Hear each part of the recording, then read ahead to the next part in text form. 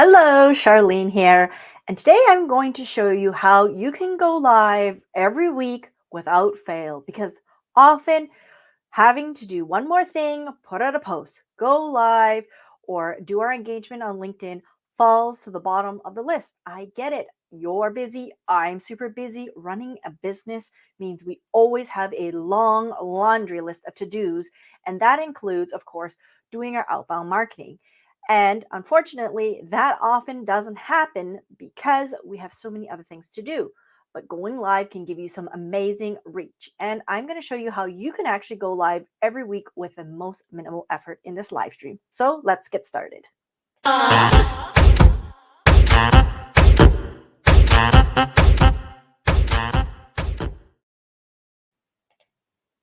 Hello, I am Charlene Tessier, founder of Strength and Numbers, and I'm helping you to attract motivated prospects to your business using a combination of LinkedIn and live streaming. Today, we're talking about what about going live every week? If you are planning to live stream or even put up video content on LinkedIn, the minimum you have to do is once a week. If you do less than that, you're not going to see very much returns on the time you're putting in. You don't need to do 5 days. You don't need to even do 3 days. I do 2 days a week and I get some pretty good results. And that's me being super lazy and doing the most minimal of effort. However, in order for me to go live twice a week, at the beginning, when I started out live streaming, I, of course, on Monday always plan to try to write out my live streams. And in the end, what happened? I didn't do it. And then I didn't do it Tuesday. And when it came time to go live on Wednesday, what happened? First thing in the morning, I was like scrambling to write up my live streams to get ready for the later in that day. Now, that it is kind of the worst way possible to do it, but that's the way most of us end up doing it. We scramble to do it minutes before, or we don't even write out a little framework minutes before. We just say, I'm just going to go live, I'm going to hit the button, and we'll just wing it. And that's kind of okay when you're getting started, but over time, if you want to really improve your skill of live streaming, get more views, and have a loyal fan of audience watching it, you should at least map out using a very simple framework. You don't have to write out every line by line. It doesn't need to even be detailed. I just read out the main points, and it really doesn't take me very long to come up with my live streams. I would say each live stream takes me anywhere from 5 to 15 minutes. I have some preset frameworks that I use, and I kind of just jot out my ideas and I'm ready to roll. And just before I go live, I just review those for a minute and then I know what I want to say. You know your business inside and out, and you probably know a lot more than the people who are watching. So you'll inevitably over deliver. So you actually have to think about paring it down just because you know so much and you're not going to be able to deliver all of that in your single live stream. So knowing that it only takes 5 to 10 minutes to maybe even 15 to create one live stream, why not block it? And that's what I have been doing these last few months since the new year. Was kind of my resolution to stop the scramble and to be more organized and to block it. And so actually at the end of this week on Friday, because it's the end of the month, even though it's already churned, I am going to write out all my live streams for the next month. I don't write much more advanced or ahead than that, mainly because I want my content to be pretty fresh. In addition, I get new ideas that are coming in. And if I do too many too far in advance, I kind of forget what I want to do. And I also look at what performed well and what didn't perform well and why. And then I try to improve upon it. So it's not always me having to create something new. I might actually take something old and redo it and try to make it better.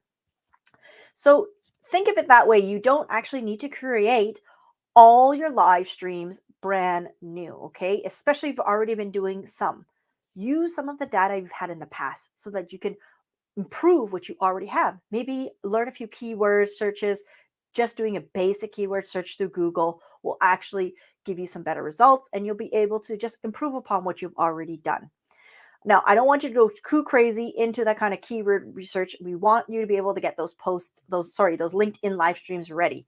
And say you're only going to do one a week. So that's only 4. And let's say it takes 15 minutes to do those 4, right? So how long does that take? 1 hour. So block out in your calendar, no meetings, put that time, 1 hour that you are going to write up your live streams and use a framework. If you have a very simple framework, you can use the same pattern over and over again. You can use a slight variation on it, but it just makes it a lot easier.